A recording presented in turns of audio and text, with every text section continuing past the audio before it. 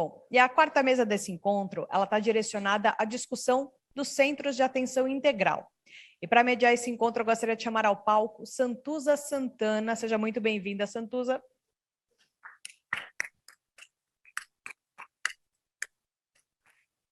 Temos. Santuza está aqui, eu estava procurando já. Seja muito bem-vinda, Santuza. E também quem vai fazer parte dessa discussão serão Ana Maria Martins, Carmela Grindler, Chong Aekin, Flávio Rezende, Juan Lerena e Regina Cury. Por favor, todos sejam muito bem-vindos. E além dessas pessoas que estão aqui presencialmente com a gente, nós também contamos com a presença online de Roberto Giuliani, que vai participar também dessa discussão com todos nós. Sejam todos muito bem-vindos. Por favor, quem estiver aqui presencialmente já estão todos vindo para o palco.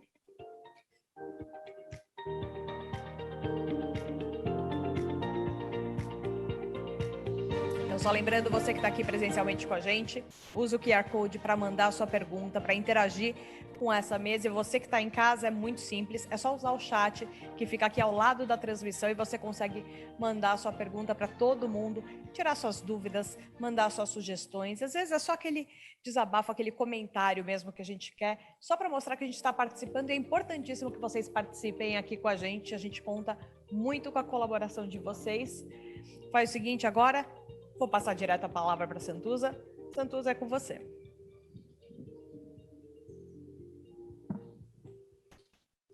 Gente, boa tarde a todos. Queria agradecer à organização, a Casa Hunter, pela oportunidade, do segundo ano, de a gente estar aqui conversando sobre doenças raras. E como a gente já falou muito aqui hoje, de pesquisa clínica e também da parte de políticas públicas, que é extremamente importante. Nessa última mesa, mesa 3, a gente falou do cuidador, e agora a gente vai falar de integralidade de assistência e tratamento integral. A gente precisa saber onde esses pacientes vão ser atendidos, como e o que a gente precisa fazer da agora para frente, para ter certeza aí que o paciente vai ter tudo o que ele precisa. E não só medicamento, mas também o restante da assistência. Então, para conversar com a gente tem a doutora Ana Maria Martins. Foi a primeira palestra que eu escutei de doenças raras, foi quem me direcionou para essa discussão também. Ela é coordenadora do Centro de Referência em Erros Inatos do Metabolismo. A doutora Carmela, ela é médica, coordenadora estadual do Programa Nacional de Triagem Neonatal e coordenadora do Projeto Estadual de Implantação da Política de Assistência Integral à Pessoa com Doenças Raras no Estado de São Paulo.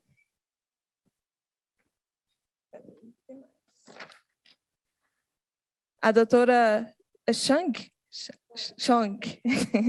ela é médica, assistente da Unidade de Genética do Instituto da Criança, do Hospital de Clínicas de São Paulo, Faculdade de São Paulo.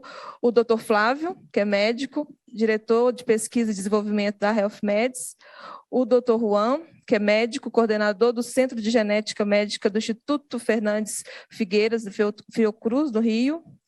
A Regina, que é fonoaudióloga, coordenadora do programa Day Hunter. E o doutor Roberto, que é professor titular do Departamento de Genética do Hospital de Clínicas, também é presidente do Instituto de Genética para Todos. Então, para começar, a gente já falou isso muito aqui hoje. Doutora Carmela. Não, já falei dela, a coordenadora estadual do Programa Nacional de Triagem. Não, perfeito. Então, a gente sabe que a gente tem 13 milhões de pacientes com alguma doença rara hoje no Brasil, e a gente só tem 17 centros de referência que são habilitados pelo Ministério da Saúde. Então, eu queria até começar com a doutora Ana. Diante dessa realidade, como fazer para garantir integralidade de assistência para esses pacientes? Boa tarde aí a todos e a todas. Eu acho, na verdade, a gente tem vários aspectos. Uma que a gente tem a maior dificuldade é a suspeita, que a suspeita seja feita na rede básica de saúde, e que o paciente seja encaminhado para o centro de referência. Essa é uma grande dificuldade, porque nenhum de nós médicos ou qualquer outro profissional de saúde tem uma disciplina de doença rara na sua graduação. Então, nós não aprendemos nada de doença rara. As doenças tradicionais, da neurologia, da cardiologia, da gastro, elas são muito diferentes de uma doença rara que é completamente multissistêmica. Vai precisar do neurologista, do otorrino, do oftalmo, do cardiologista, do pneumologista, quer dizer, é um paciente que é muito mais complexo, né? Então, enquanto a gente não tiver uma disciplina de doença rara durante toda a graduação, para que aos poucos a gente vá conhecendo o indivíduo que tá ali na faculdade, ele vai conhecendo e vai entendendo, criando na cabeça dele quem é o universo das doenças raras. Porque o que a gente aprende na faculdade, acho que meus colegas todos concordam comigo, é como é que é o mundo das doenças frequentes. Isso a gente aprende bastante. Então, tem coisas que eu ouvi na faculdade que eu não esqueci, mas é só de doença frequente. Então, nós temos que criar isso para que o médico entenda e conheça a doença rara. Então, esse é um gargalo. Nós temos um gargalo aqui em São Paulo que dificulta muito a nossa vida, né? Eu tenho um centro de referência multidisciplinar, sou uma das pessoas que mais defendi o atendimento multidisciplinar, e eu sempre digo que o diagnóstico a gente faz, o médico, mas quem melhora a qualidade de vida é o atendimento multidisciplinar não médico, sem dúvida nenhuma, né? Então, é realmente importante. Aprendi isso dentro da PAI de São Paulo, no meu primeiro estágio que eu fiz lá, na época da residência. Então, eu realmente defendo isso. O problema hoje é o paciente chegar no meu centro, porque existe um sistema de regulação. Tá bom. Existe um sistema de regulação para o paciente entrar no SUS. E aí parece que tem um funil cada vez maior, para o coitado não consegue entrar. Então, por exemplo, para fazer uma marcação de consulta no meu serviço, que é bem específico, genética, erros inatos do metabolismo, que é um grupo de doenças importante nas doenças raras, porque boa parte tem algum tratamento específico, além do tratamento de suporte, né? E eles têm uma dificuldade muito grande, porque a regulação é tanta que não deixa ele entrar. Então, eu acho que hoje é o que os pacientes mais sofrem. Então, eu tenho paciente que vem lá na minha porta, fala, eu preciso ser atendido, eu reconheço que ele precisa ser atendido, então o senhor vai no posto de saúde e mostra esse encaminhamento, que o senhor tem um encaminhamento para vir para cá. E o indivíduo não consegue, é uma dificuldade muito grande. Então, você percebe que tem algumas coisas simples. Não é tão difícil quanto você criar um centro de referência rara, né? Mas, assim, você acertar essa regulação dos poucos lugares que a gente tem de referência, que esses lugares consigam receber os pacientes que precisam daquele atendimento. Esse é fato, né? Hoje o SUS, ele é a vaga, né? Se não tem, o paciente ele não tem a jornada, ele tem aonde tem vaga. Exatamente. Né? A gente precisa mudar um pouco isso.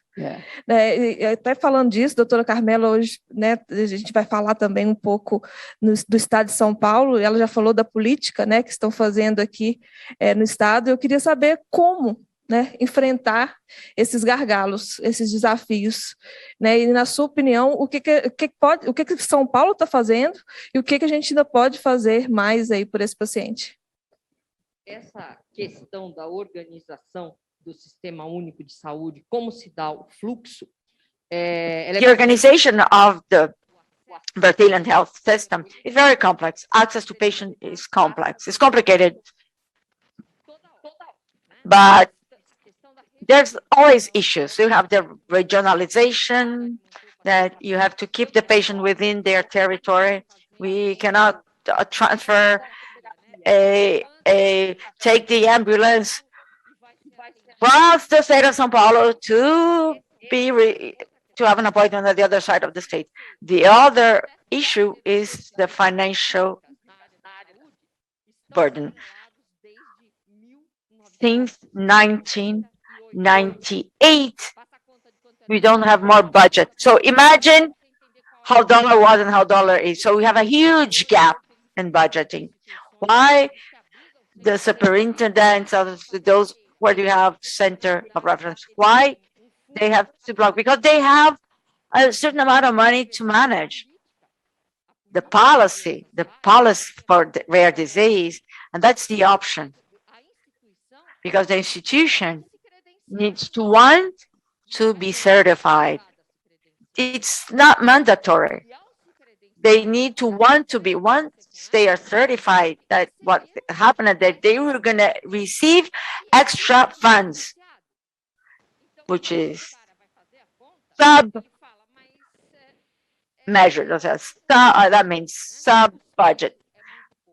And they're going to say, okay, I don't receive enough. So we have problem of flow, system organization, and rare disease is within this path, in this maze, let's say, put it that way.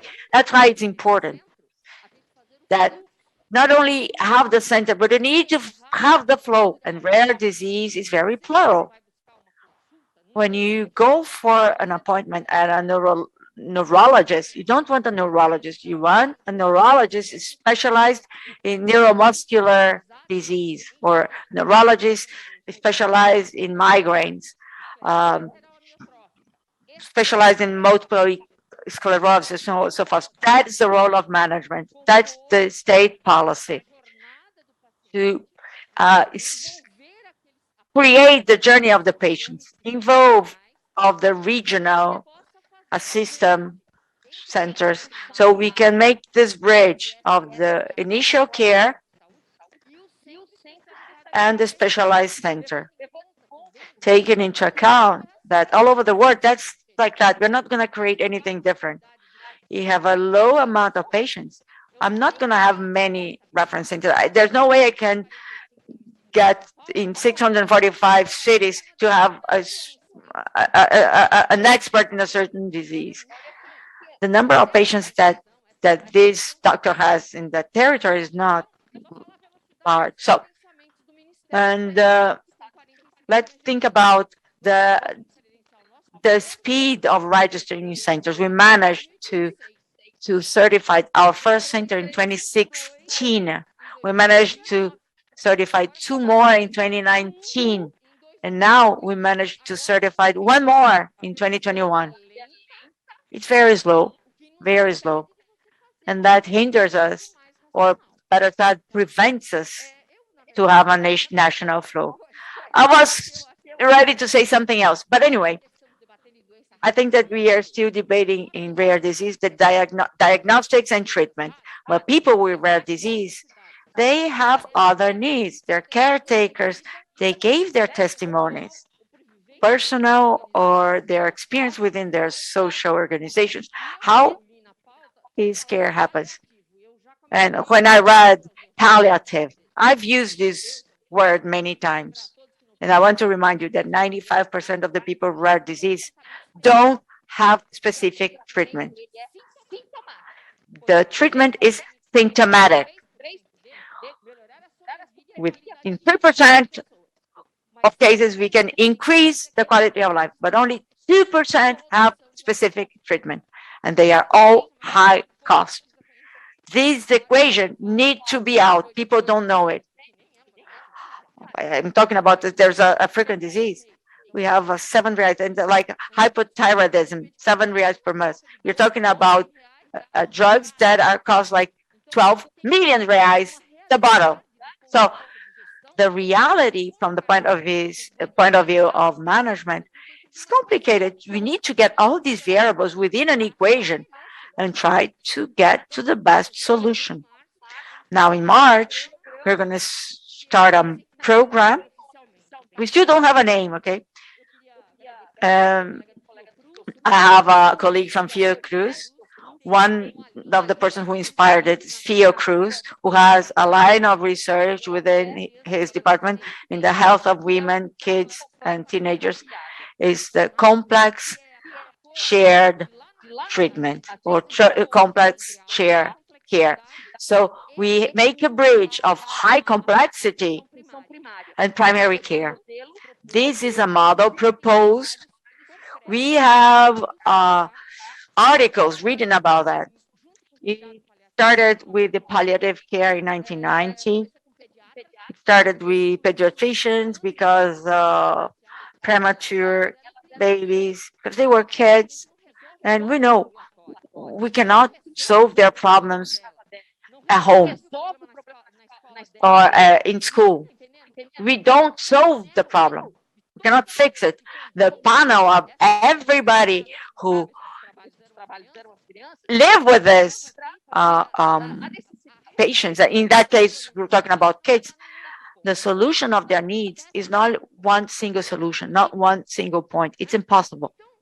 So Fiocruz brought us, I revealed the literature inspired by Fiocruz group that studies the shared care. We have a lot of work in Toronto, Canada, a lot of articles from Unicamp in São Paulo. We have a very well-known researcher, Gaston Jorge. He has a line of research that is wonderful. Now, today, and we have several points for telemedicine. São Paulo have many rooms for telemedicine within the university hospital. If any of you have the opportunity, you can go to the in-course 10th floor. There is a huge telemedicine room. So in other universities, while using those tools and using those tools with high complexity for low and high complexity needs to go. We need to have teams who communicate and create therapeutic projects, a unique one, not only one person, but a group of people. But with this capability, with this training, with this communication between, we're able to get resources to start a pilot in 6 locations in the state of São Paulo. Look, we have over 500 municipalities. The largest a city with 70 billion, but our plan is for small towns, which is low. It's further than 50 kilometers from a reference center. Using these resources to try, and this experimentation that's showed by those researchers in Fiocruz research, showing a better outcome for the families because they would learn, because they think it's easy to grab a 14-year-old in their lap to do some cleaning. Everybody thinks it might be okay. You have to sit closer when they're talking about building bridges, because we have to change the centralization. I have the knowledge. They have to come here. I saw in the last event, I was listening to it, a woman with Huntington. The caregiver is her sister, projecting her with something very special. The caregiver, the neurologist, told her she was desperate because it's her sister is gonna fall here. She's gonna fall down. If someone who has a disease like that, they don't have to go for in-person appointment. You have to use technology for that situation. Instead of going every 4 months, it could be also a year. To a neurologist, you can see once a day, or you can see risk criteria to share with the team. If it shows that, and that, it has to come. You need all of that. And that's what we're talking here. That's what we've been speaking. We have to talk about emergence because the unique health systems, we have to see the municipal management.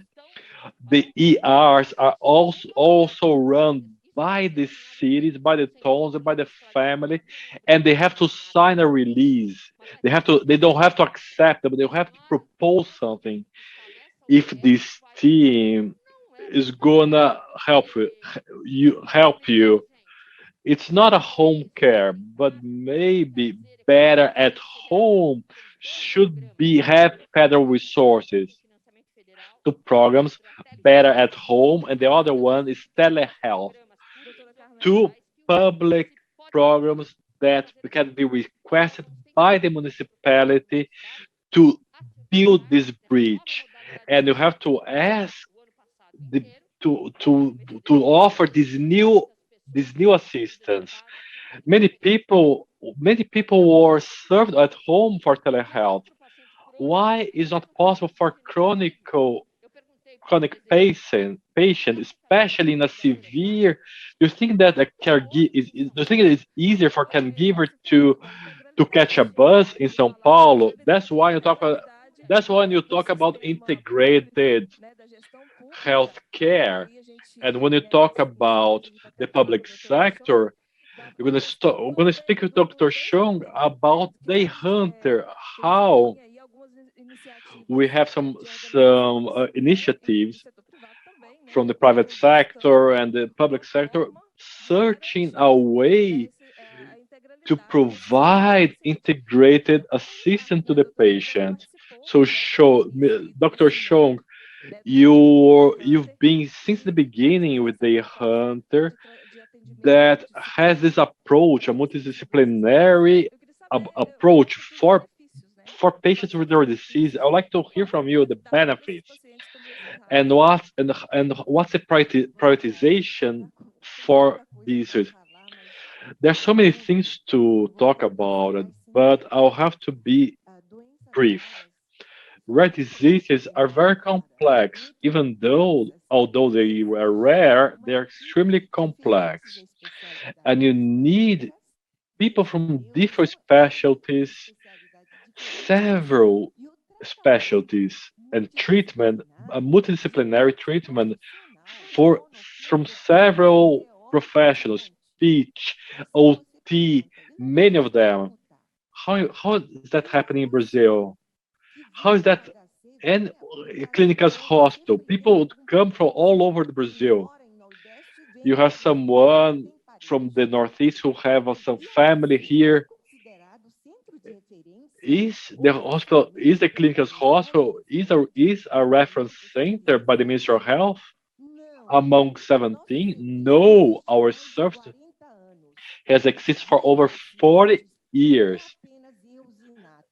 They become patient 100% for any type of pain. 95% are intellectual deficiency, um, mental discapabilities, and 95% I need different specialties, cardiologists, with several backgrounds, this skeletal dysplasia, and inborn errors. But for many of them, we don't have a specific treatment. What they need is a rehab treatment by a multidisciplinary treatment. Our group, we're the only genetic group within the clinical hospital. For diagnose, they have to go through different levels within the clinical hospital, and it takes times.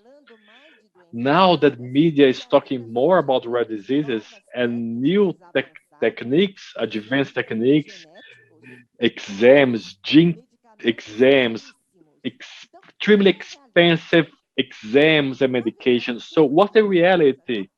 In theory, we have something on our daily lives, the different things. We have technology, yes, we do, but you have to know we need to have this test. That's an extreme, but there is a huge gap between the reality, what's practiced for our patients. What can I do as Dr. Shog? Genetics has never been a priority in our institution.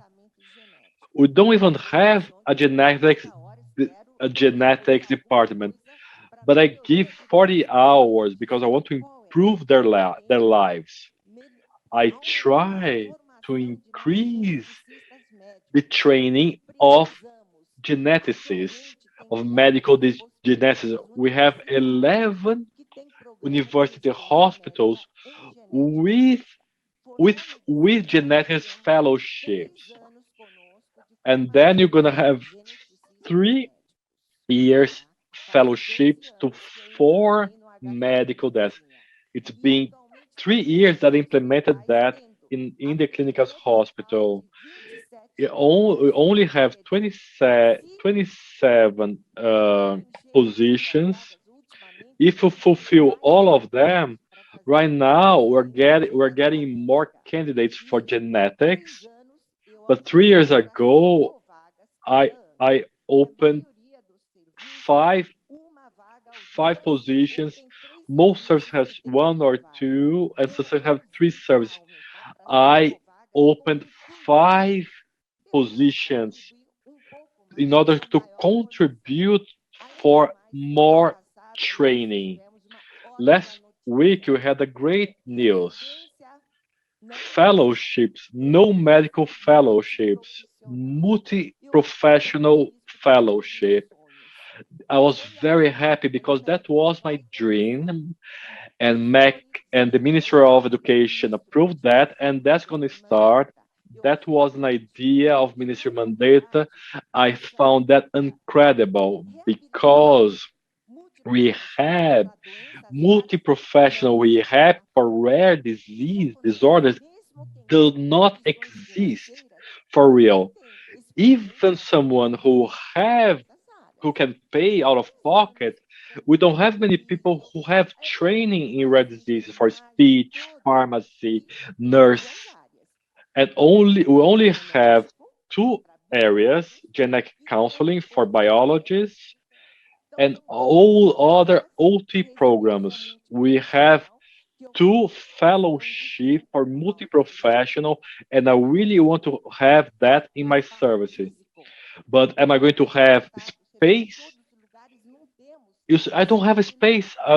We have a limited space, but also that's what I'm talking about primary care.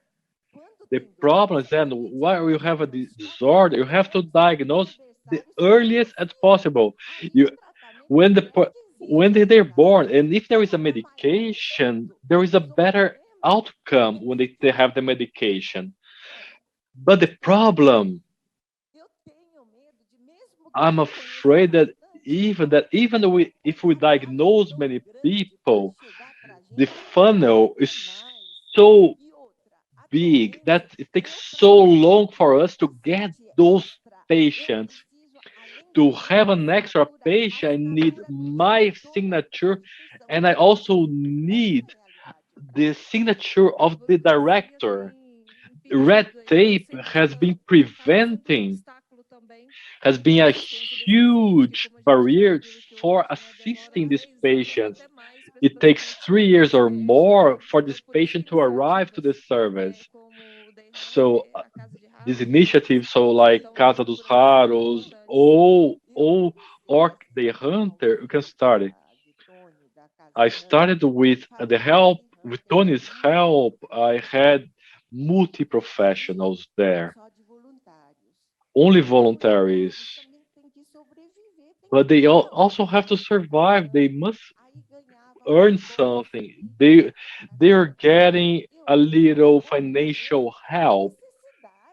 It's they need because those caregivers they need, and most of them are women. I knew that, but in Brazil we're lacking. We need registry. We're developing now. Let me drink some water here.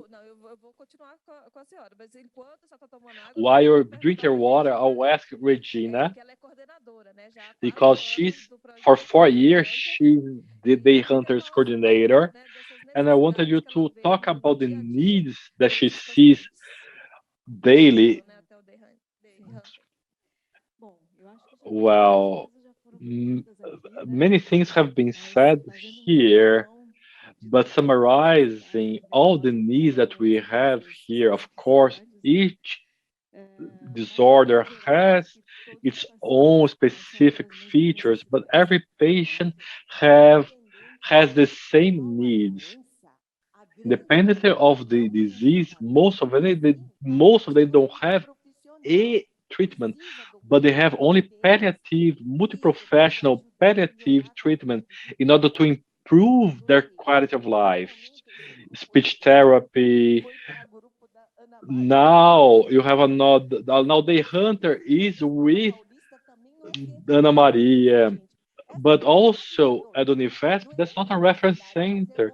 It's not only capability, but it's the institutional willing. It's not my will or Anna's will. The institution wants to be a reference center. Even though we work with that, what's the advantage of that? We will have resources to be able to pay for genetic tests.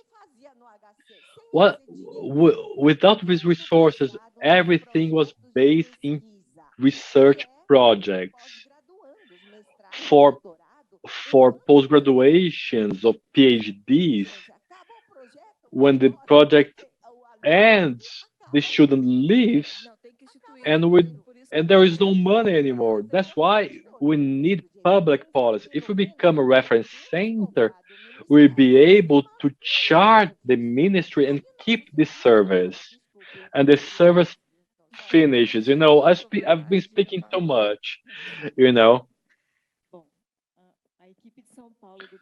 our São Paulo's team are very grateful for both Dr. Chong and Dr. Ana Maria because they are our sponsors and summarizing their needs at the beginning when you see the symptoms when they start seeing the symptoms what they need are doctors who are able to read their diagnosis in order to have the hypothesis of a rare disease. And we don't have many doctors who are able to see through, to see this treatment. We see many patients who don't have the right diagnosis, who don't have the right treatments. So the first need are doctors who are prepared.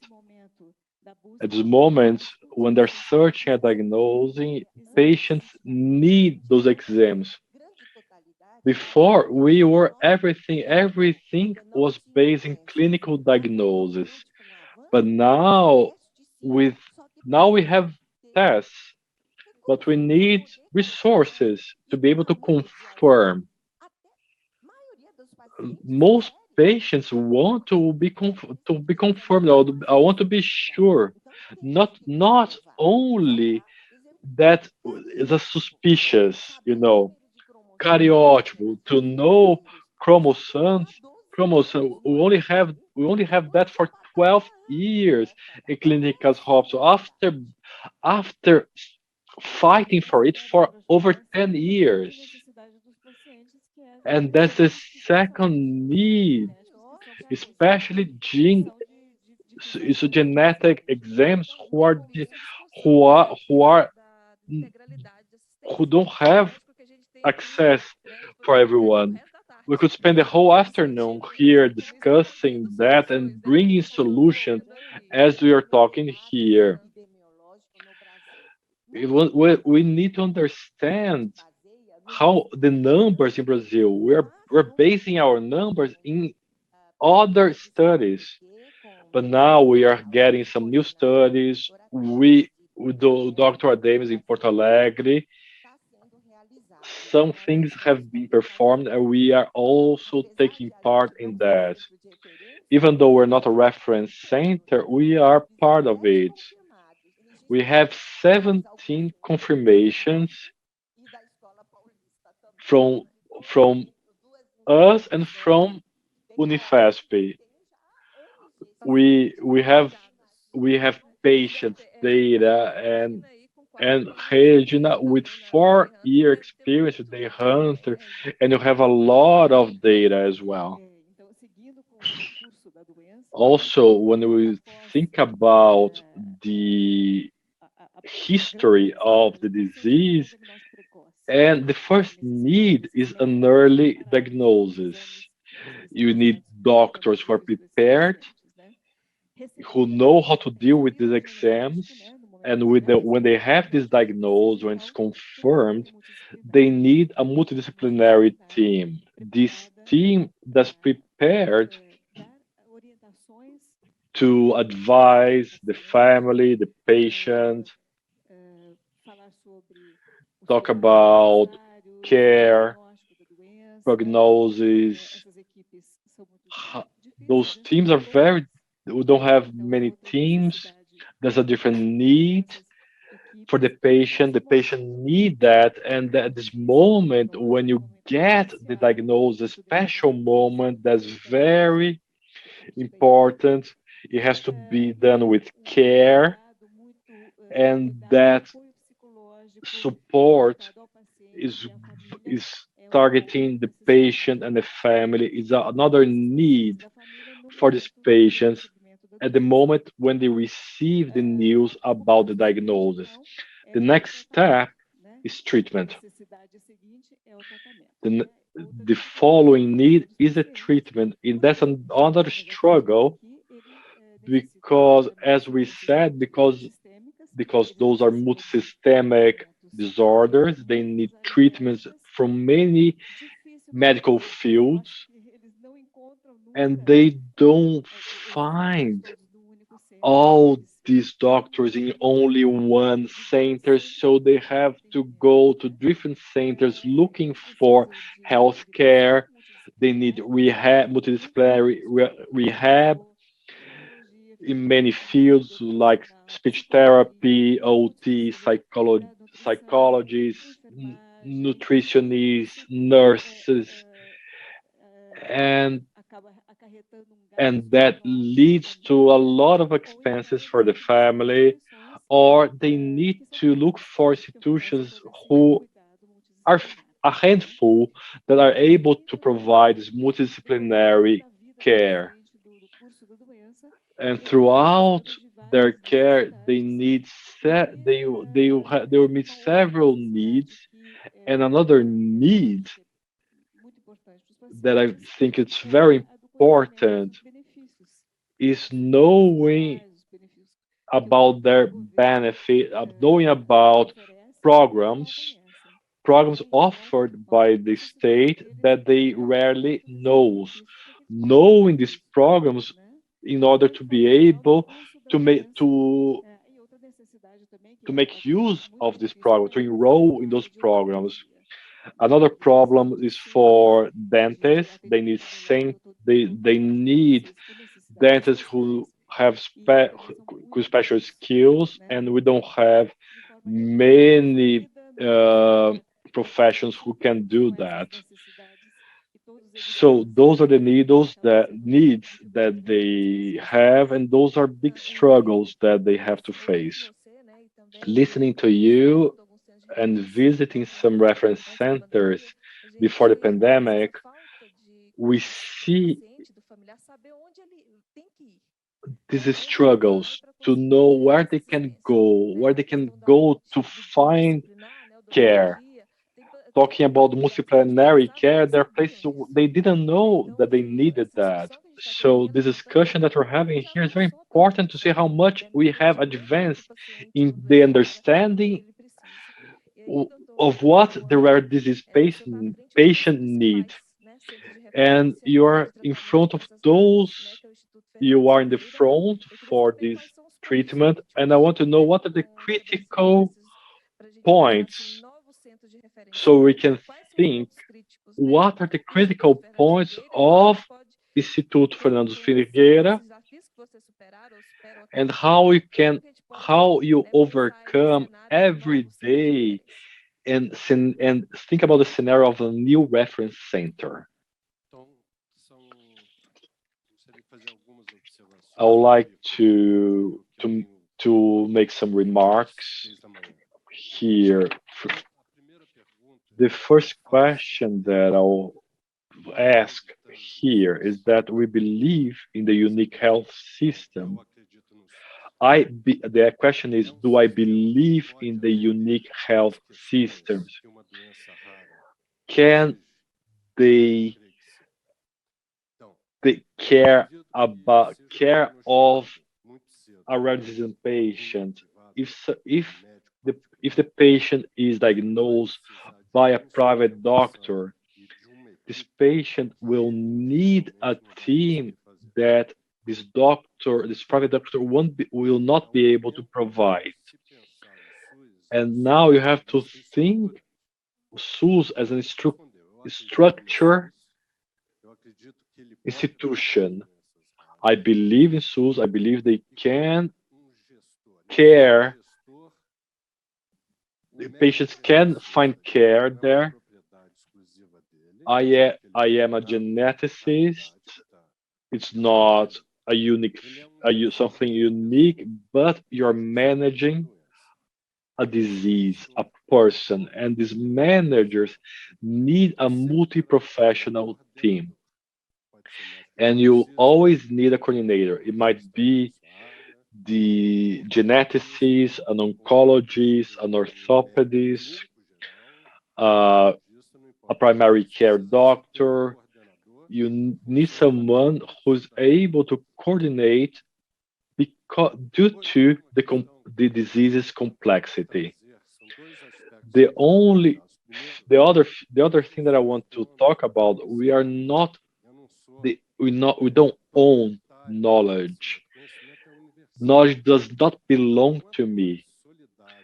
So if as much as I can share, if I share this knowledge, you see what you can bring. You see what Hunter did. They they were they were able to share with people and see. You can see how much you have achieved. You cannot underestimate knowledge. First thing is to look the family. And in São Paulo, it has always been different. I know Chong and Ana Maria for over 40 years. And for over 40 years, we have been discussing the same thing. São Paulo has always been different in São Paulo in terms of genetics. In São Paulo, it's different. So that's why we need some regional sense. And medical genetics does not start an institution. It starts because some people are interested in that. Because individually, Ana Maria, personally, she has initiated her institute. Dr. Chong, with her interest, she created her service. I did the same thing with mentors, and these mentors have been thinking about medical genetics for a while, but now we're more professional. And when we are more professional, we stop managing a disease and we start managing a group. So we are in a point right now when we consider when we now that we're promoting rare diseases, now we are putting aside people don't have rare diseases like caregivers, people who take care of the family. You see the pandemic, many conveniences that were brought, so much tragedy, and we learned with that. So we had 1,500 telehealth appointments, reduce the volume of in-person appointments, and we solved 90% of the problems. So this is more important than when you embrace someone in a moment like that, that comfort people, that address expectations. So I'm very optimist with reference centers. With all these programs, with every, and I agree that's not a doctor issue. If you want to have a reference centers, you have to talk with medical administration. There are many things that I can, as a doctor, I cannot answer.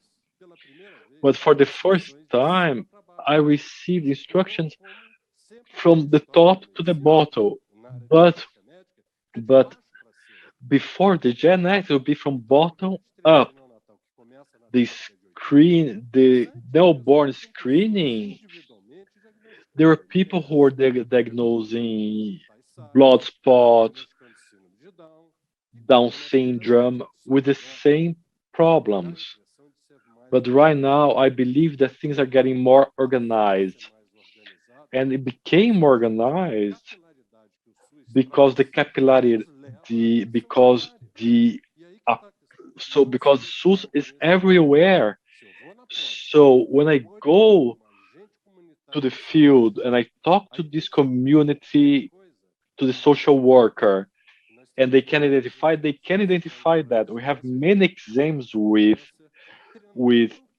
training people and training social workers who are 19 years old. She's the key person in the process who identify an alcoholic, epilepsy, deficiency, cancer, which leprosy. That's part of SUS. So we can be as specialized as we can, but at the end of the day, we are going to end up at the people or the patients' homes, and the primary care is going to be regionalized. But the reference center, the institutionalized reference center, allowed us to have the possibility, and I'm going to say that very emotionally, because I can offer um, genetic sequencing, blood generation for a patient who comes through the public health system, and only private can would allow this patient to have, and that's what the reference center brings us. I can have the same care as the private sector, and you're gonna train people, and you're gonna be able to do that is regionalized. That will be able um, to service the primary care. They don't live here in São Paulo. They don't live in this capital, the capital city of the state. I'm very optimistic from one side. Um, we have many issues. I don't want to bring problems to the table because I've been very optimistic lately. So this organization uh, was forced. I mean, they because of the judicialization. Judicialization will end up with our system, first of all. But the logic today of drug dispensing at the national health system, you have to go to the same ritual. We need to go to CONITAC, regardless of the criticisms that we have. That's the agents that need to assess these protocols. Yeah, they're going to have the therapeutic protocol. Yes, because without that, we are not going to have the judicialization. In 1991, we have one judicialization with eight, and we could see the size of that if everyone wanted to go through the judicial system to get the treatment. And we don't see it at the national health system anymore. And you see that in other countries. So we have examples. We have very good examples of flexibilization, and we have very good centers. So today, the Porto Alegre center, the reference center, they have all the problems, but they can lead innovative projects. Projects with the group of Casa Hunter to bring rare disease hospital to here, get the rehabilitation center. That helps to democratize the knowledge. That's our solution, and not subestimate the other. Perfectly, perfectly. Né? E o agente comunitário de saúde, ele é a peça fundamental. Community health agents is crucial for the national health system.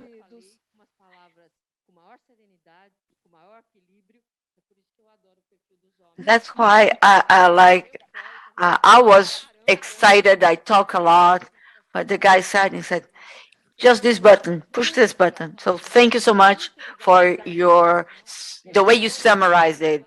I was excited. So I talked about attention, primary care, sharing knowledge, decentralization. we said a lot of things that were similar, but here I want to thank you because you did it in a more educational way, more scenario because I'm boiling here. So I'm really happy to see, and I'm really happy for what you said. And at the end of your presentation, you talked about Rio Grande do Sul, and we are uh, about to launch, about to inaugurate the Casa dos Raros, which is Hunter with EJPT.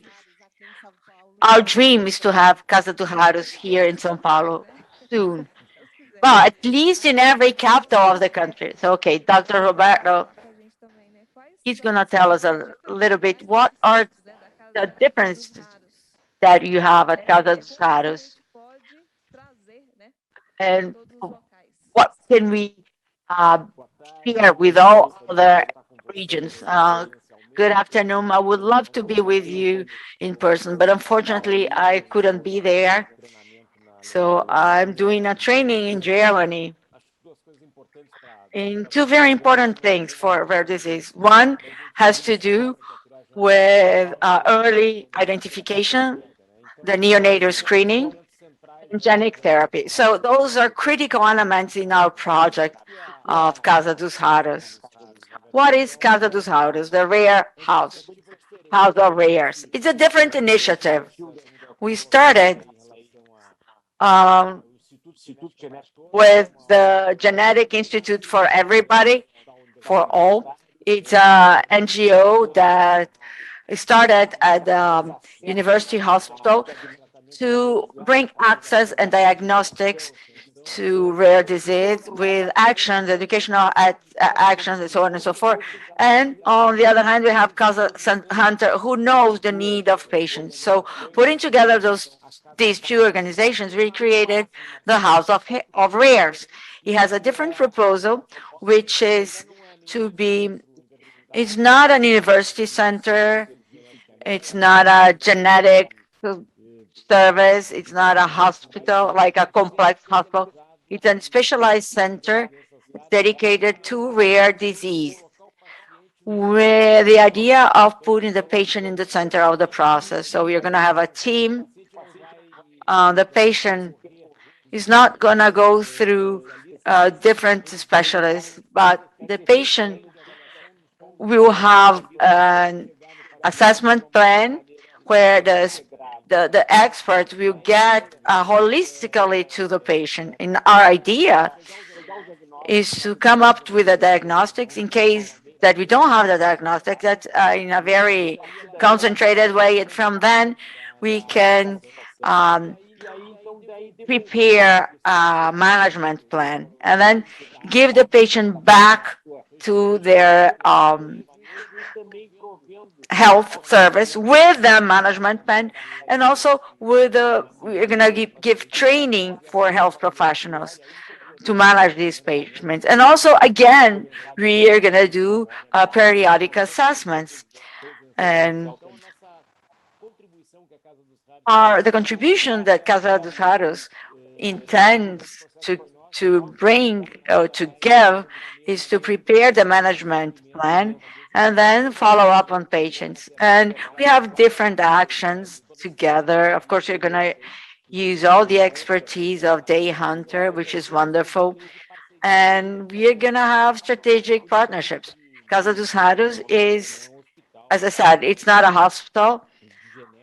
It's not a genetic center, but it's a unity that will have strategic partnerships. We have a partnership with the University of Pennsylvania for genetic therapy and to develop new genetic therapy for diseases that don't have this technology yet, to bring that to Brazil. And for that, we need specialty rooms to prepare vectors. And for that, we need a strategic partnership within trials. So we have 2 clean rooms in this unity in Porto Alegre.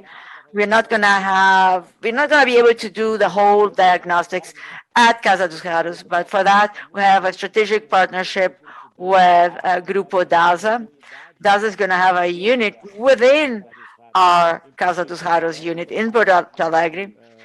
So genomic diagnostics, last generation diagnostics will be done with these partnerships.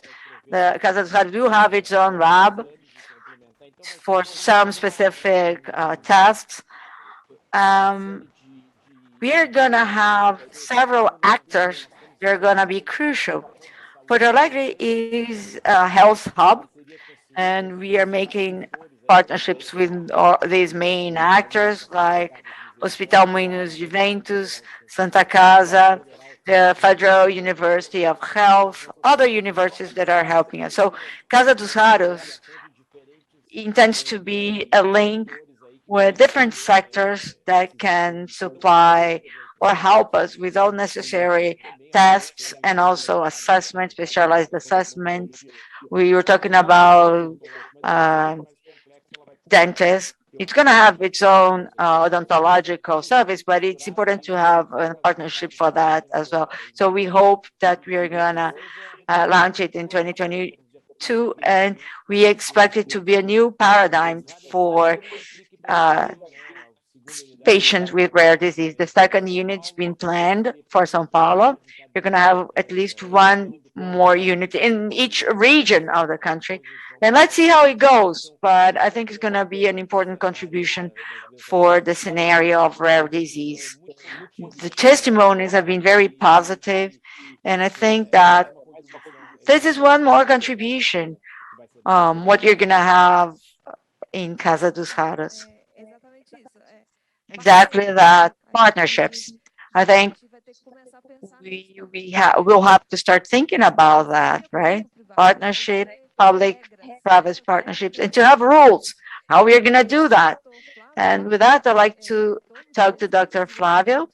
He's the research and development director in a company that work with medicinal cannabis, and which is being used as an alternative for rare disease. We know that 4% of rare disease have specific treatments, and you have to take a look at that. So how do you assess the search of patients for medicinal cannabis and the registration? How can we progress for these 4% or whatever the figure is? First of all, I'd like to thank the invitation for being here. It's an honor. I'm going to tell you a rare situation. I'm a professor at the Federal University of Rio de Janeiro. I work in the hospital, the university hospital in research and development. And we work with patients with dystonics that are very rare disease. And somehow not a very usual way, I took this challenge in my career, which is research and development of a private lab. It's something that is not common, so it's atypical. A university professor who looks at patients, I see that in my day-to-day. So what I think that we have some sort of a blockage in the intermediate assistance and mid complexity, and that makes it very hard for this process. And I think that the national health system, in terms of referring, we don't have this, and sometimes it will overload university hospitals. We see the university hospitals with patients that should be in intermediate care, and they're not, because we cannot refer them. Everybody who work in the university hospitals, they see that epilepsy groups and chronic pain. It's a great challenge. It's a great challenge for us. And how can we develop the therapeutic cannabis came to mind. It started because I listened to my patients, and this is a movement that we don't see that often in medicine. Sometimes it comes from inside out. So the scientists, they are looking for a solution They do the clinical trials, they present the solution, and they offer that to the population. The cannabis was completely different.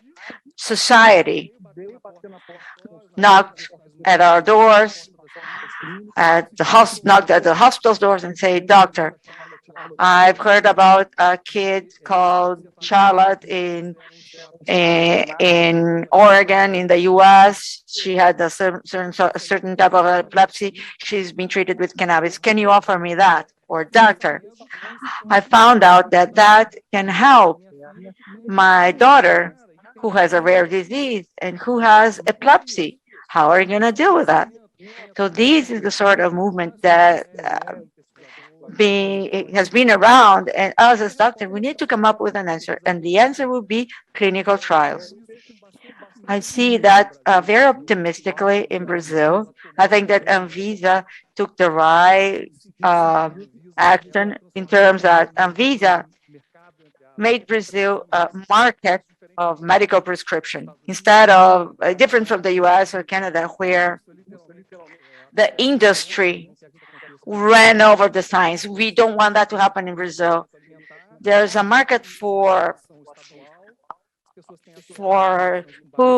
supplements, and people self-medicate with that. Doctors don't get involved.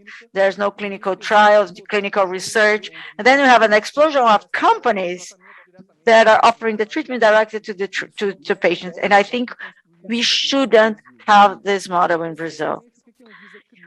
What Anvisa created in our country basically is a way for research developed in medicinal cannabis. We have two laws, Resolution 237, that regulate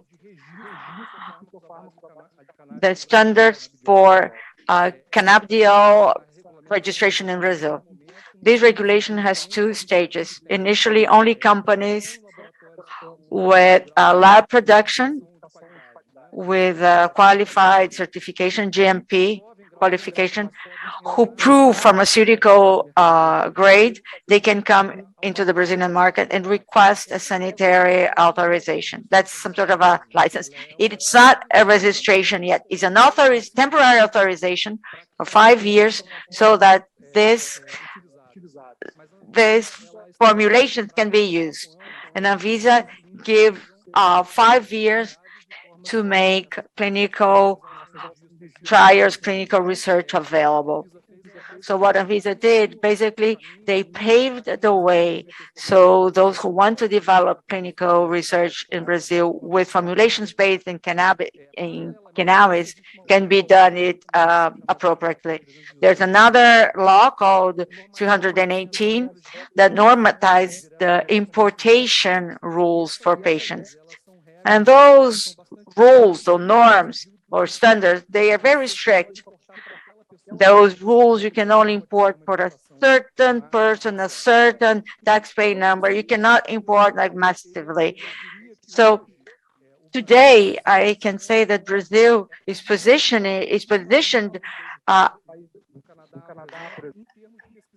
ahead of like Canada and the US in terms of clinical research. And I see it very optimistically. And where are we going with that? We have a lot of evidence that purified cannabidiol can help kids with epilepsy. We have consistent studies. We have a more recent article for a different disease. So there are approved drugs in the US for it. It's a purified cannabidiol. And the impression that I have is this sort of pharmacoresistant epilepsy, there's no way back, it's there. And what are the challenges that we have? It's a conversation to make these formulations to have a quality level, reliability, and that it goes through the national health system and Comitec and so on and so forth. Just an observation. That's where the new precision medicine comes up, undoubtedly. If you think about the collective term epilepsy,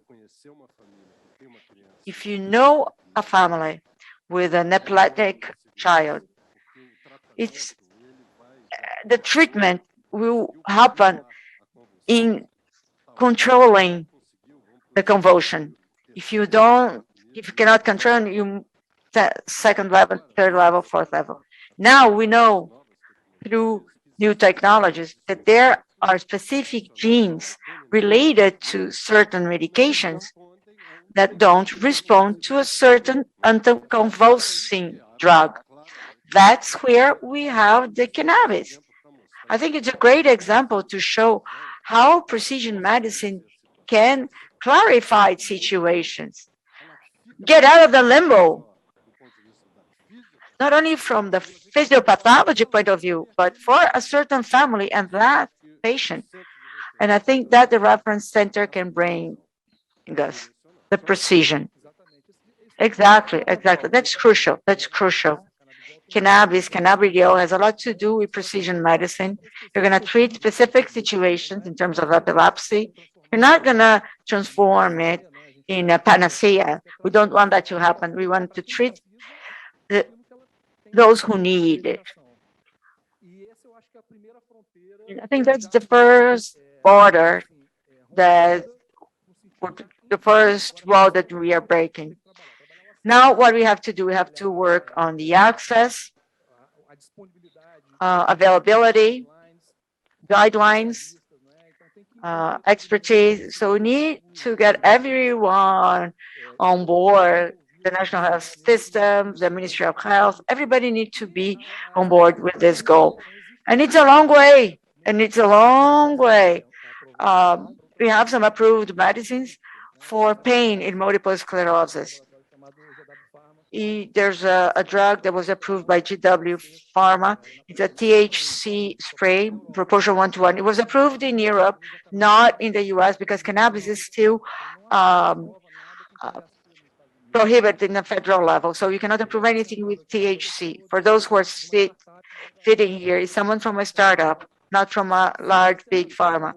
If THC were regulated at a regular level, I'll probably not be telling you that. Probably this conversation will have happened like 2 decades ago. So the barrier, the regulatory barrier is still not all broken in the US. And I see very optimistically this barrier being broken in Brazil. So I think Anvisa took the right measure and we need to develop it appropriately. Also in taking care of palliative care, because we have a lot of benefits of cannabinoids in pain treatment, symptomatic treatments. We have cancer payments in end stages. They have a lot of pain. Those are symptoms that could be taken into account for their quality of life. Oh, we are running out of time. I'm sorry. Just one thing. I do believe that we need to be based in evidence, because in individual cases, we can't create a level of security, efficacy, adverse effects. Okay, we don't have many indications, but I'm still based in the tradition to have more security in prescribing the drug. So it's crucial to have clinical trials. Genic therapy, I think that regarding cannabis, we also need this evidence because it reinforces the possibility of prescribing the drug. I'm just going to give you an example of an American initiative. The state of Alabama had a problem of expanded access of cannabidiol purified for pharmacoresistant epilepsy. It's Tyler Gaskell, the researcher. They published in the Epileptic Journal the follow-up, like research that was done throughout 2 years, and they showed a safety profile for 200 patients. And those were very serious patients, with 50% had been gone into surgery or used at least 9 different drugs throughout their journey. And I think this sort of initiative, which is initiative of having a focused program, expanded program, brought to the real world, it should be implemented in our country. We have to hear to all sides, right? So this roundtable for me was a class. We managed to go through all critical points in terms of holistic care, holistic assistance. We pointed out many challenges. We directed some. We were going towards some solutions. So I'm honored to be able to participate in this roundtable. Unfortunately, we don't have much time. We cannot stay much longer. So thank you so much, you all. And I'd like to reinforce what Dr. Juan said. Choose the Brazilian national health system. I'm not passionate, but we see it working. And we need to amplify that for everybody who needs it, reinforcing that it's not for everyone, but for those who need it. And for those who need it, we need to make everything available. So we need to regulate access, work, financing, focusing in patient access to treatment. So thank you so much for all of you. And now we're going to have a quick break and we'll be back for the final roundtable. Thank you.